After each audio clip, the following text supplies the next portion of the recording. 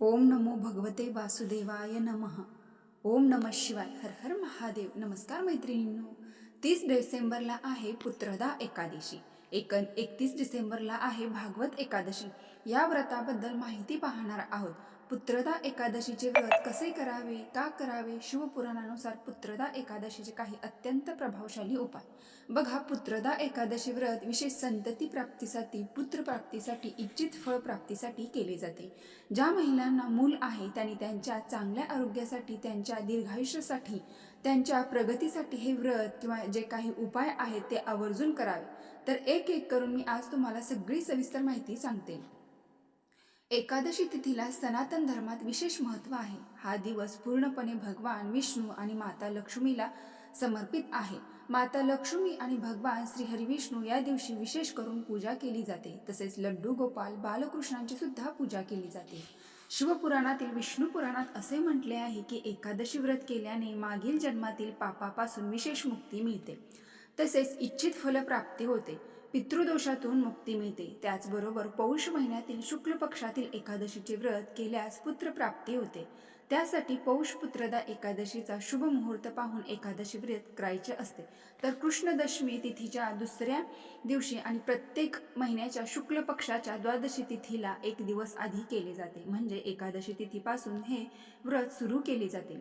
पौष महिन्यातील शुक्ल पक्षातील एकादशी तिथी ही 30 डिसेंबर 2025 सकाळी 7:50 सुरू होत असून एकादशी तिथी ही समाप्ती 31 डिसेंबर 2025 सकाळी 5 वाजता समाप्त होत आहे. तर उदय तिथीनुसार आपल्याला एकादशी 31 डिसेंबर 2025 वार बुधवार या दिवशी करायची आहे. कारण 30 डिसेंबरला दशमीयुक्त एकादशी आहे, म्हणून हे व्रत करणे अशुभ मानलं जाईल. त्यामुळे आपल्याला 31 डिसेंबरला एकादशी व्रत धरायचे आहे. पौष पुत्रदा एकादशी व्रत उपवास, उपाय, नामस्मरण करायचे आहे. या एकादशीला वैकुंठ एकादशी असे सुद्धा म्हणतात. ज्यांना उपवास करायचा आहे त्यांनी उपवास करू शकतात. ज्यांना तब्येतीच्या जरी काही अडचणी असतील, त्यांनी उपवास जमत नसेल तर त्यांनी बाकी देवकार्य, उपाय, नामस्मरण केलं तरी सुद्धा चालेल. उपवास कसा करा? तर बघा, 31 डिसेंबरला आपल्याला सकाळपासून उपवास करायचा आहे.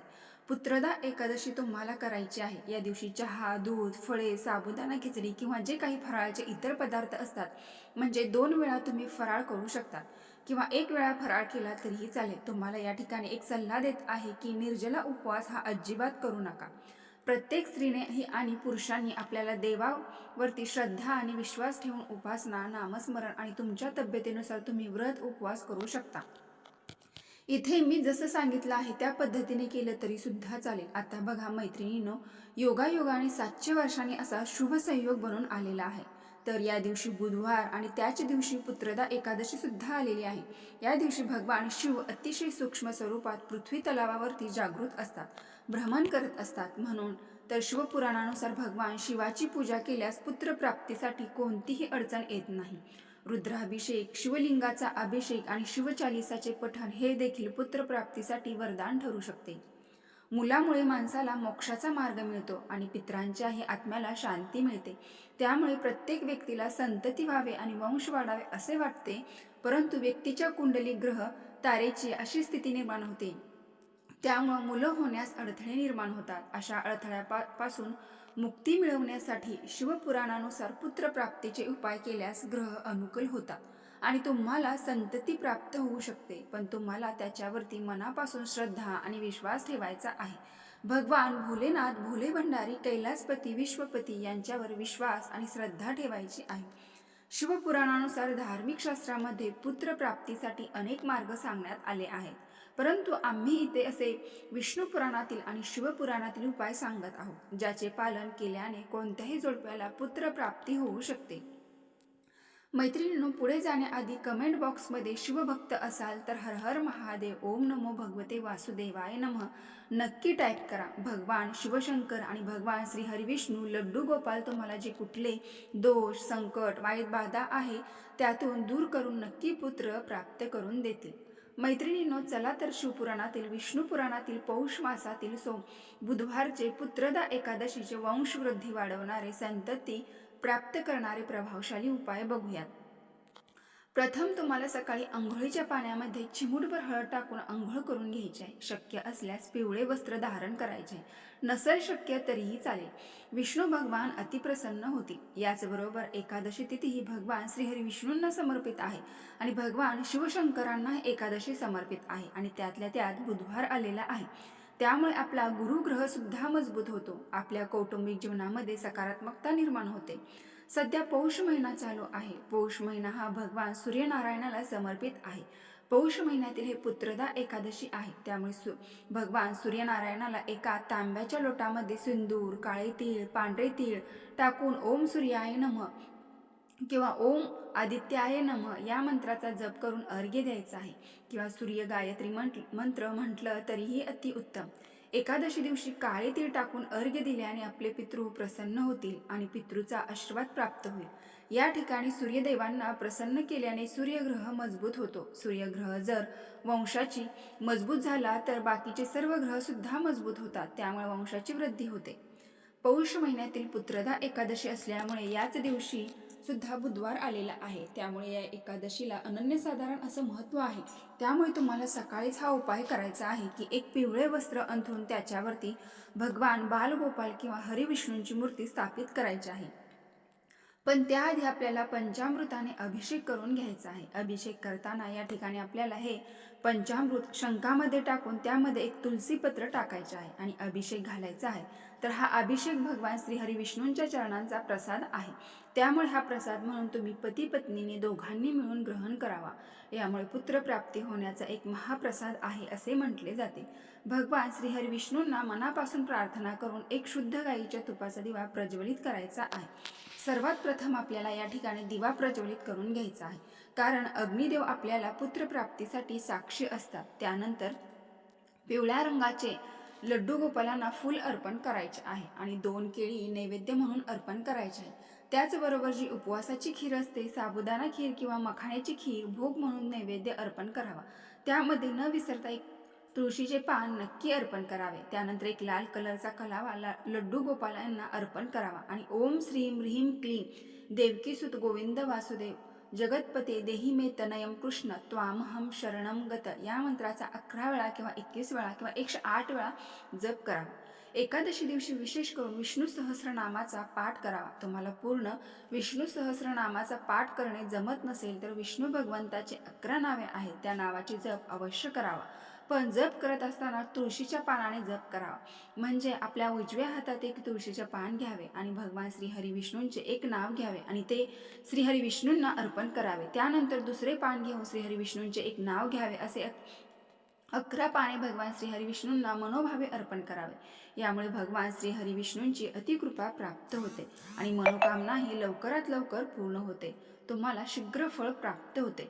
पुत्रदा एकादशीच्या दिवशी संध्याकाळी प्रदोष काळामध्ये पिंपळाच्या वृक्षाखाली एक दीप प्रज्वलित करावा. तेथे 11 परिक्रमा कराव्यात आणि परिक्रमा करत असताना भगवान श्री हरिविष्णूंच्या कुठल्याही एका मंत्राचा जप करावा. जसे की ओम नमो भगवते वासुदेवाय नमः किंवा विष्णू गायत्री मंत्र म्हटलं तरी अतिउत्तम. या मंत्राचा 11 वेळा 21 वेळा जप केला तरीही चालेल. या दिवशी पिंपळाच्या झाडावरती थोडीशी साखर जरूर अर्पण करावी. यामुळे भगवान श्री हरिविष्णूंची आणि माता लक्ष्मीची तुमच्यावरती विशेष कृपा राहते. यामुळे तुम्हाला जर काही पितृदोष असेल तर पितृदोष सुद्धा दूर होतो. पौष पुत्रदा एकादशी दिवशी आवर्जून अखंड गव्हाचे दाणे दान करावे. अन्य कुठल्याही दिवशी गहू दान करा, त्याला जेवढे महत्त्व नाही तेवढे ज्या दिवशी पुत्रदा एकादशी आहे त्या दिवशी गहू दान करण्याला विशेष महत्त्व आहे. पुत्रदा एकादशी त्यातल्या त्यात बुधवार आहे, तर या दिवशी गहू दान करण्याला अनन्यसाधारण महत्त्व आहे. तुम्ही कुठल्याही मंदिरात जा, राम मंदिरात जा, कृष्ण मंदिरात जा, तिथे तुमच्या यथाशक्तीने गहू दान करा. तिथे कुठल्याही गरीब व्यक्ती असेल तर त्यांना गहू दान करा. असे केल्याने तुमच्या वंशाची प्राप्ती तर होतेच, परंतु तुम्हाला जर पुत्र असेल तर त्या मुलांना सुख समाधान सौख्य प्राप्त होते. या दिवशी भगवान श्रीकृष्णांना म्हणजे बाळगोपाळांना तुमच्याकडे असेल तर एक मोरपंख मोरपीस आवर्जून अर्पण करायचा आहे. हा मोरपंख श्रीकृष्णांच्या माथ्यावरती लावायचा आहे. तुम्हाला तिथे लावणे शक्य नसेल तर तुमची मनोकामना बोलताना त्यांच्या चरणावरती मनोभावे अर्पण करायचे आहे आणि प्रार्थना करायची आहे. यामुळे तुमच्या मुलाला सौख्य तर प्राप्त होणारच आहे, पण त्यांना प्रत्येक गोष्टी सुख समाधान प्राप्त होणार आहे. पुत्रदा एकादशी दिवशीचा हा अतिशय महत्त्वपूर्ण आणि प्रभावशाली उपाय आहे. तर तुम्हाला एक पिंपळाचे पान घ्यायचे आहे, त्याच्यावरती सिंदूर, रोली, कुंकुम, लाल चंदन याने स्वस्तिक काढायचे आहे आणि त्याच्यावर तुम्हाला एक पिवळी कवडी, ही कवडी तुम्हाला सहज पूजेच्या साहित्यामध्ये दुकानामध्ये मिळून जाईल. नाहीच मिळाली तर जी तुमच्याकडे पांढरी कवडी असते त्याला हळदीमध्ये बुडवून घ्यावे आणि ती पिवळी करून घ्यावी. ही कवडी जी आहे तर ती माता लक्ष्मीला अतिशय प्रिय आहे, समर्पित आहे. त्यानंतर त्यांच्यावर थोडेसे पांढरे तीळ अर्पण करून पुत्रप्राप्तीसाठी माता लक्ष्मीला आणि भगवान श्री हरिविष्णूंना मनापासून प्रार्थना करावी. एकादशी दिवशी भगवान श्री हरिविष्णू तुमच्या किंवा बालकृष्णांचे जवळपास कुठे मंदिर असेल तर तिथे विशेष करून 2 केळी मनोभावे अर्पण करावे. त्या केळीवरती तुम्हाला स्वस्तिक काढायचे आहे आणि त्याच्यावरती तुम्हाला एक तुळशीचे पान सुद्धा ठेवायचे आहे आणि मनोभावे प्रार्थना करून ते अर्पण करायचं आहे. त्यानंतर 1 तासभर किंवा 10-15 मिनिटं तिथेच बसून प्रार्थना करायची आहे किंवा मंत्र जप करायचा आहे. ओम देवकीसुत गोविंद वासुदेव जगतपते देही मे तनयम कृष्ण त्वामहम शरणम गत, या मंत्राचा 21 वेळा किंवा 108 वेळा आवर्जून जप करावा आणि त्यातील 1 केळी ब्राह्मणाच्या मुलाला दान द्यायची आहे आणि त्यातील दुसरी 1 केळी गाई मातेला चारायला घालायची आहे. त्याचबरोबर गाय मातेला हरभऱ्याची डाळ आणि गूळ सुद्धा थोडासा खायला घालायचा आहे.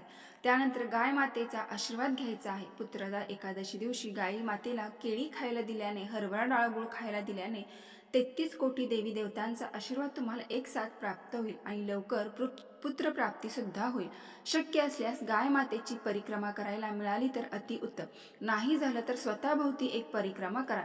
जर गाय मातेने परिक्रमा करू दिली तर 11 परिक्रमा कराव्यात. परिक्रमा करत्या वेळेस पुत्रप्राप्तीच्या कामनेबरोबरच तुम्हाला परिक्रमा करायची आहे.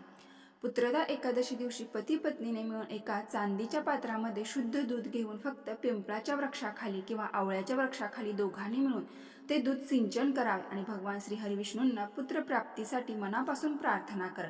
भगवान श्री हरिविष्णू तुमची नक्की इच्छा पूर्ण करतील. फक्त श्रद्धा आणि विश्वास खूप महत्त्वाचा आहे. तुम्ही कुठलीही गोष्ट श्रद्धेने केली तर थोडा वेळ लागतो, पण नक्की तुम्हाला ते प्राप्त होते.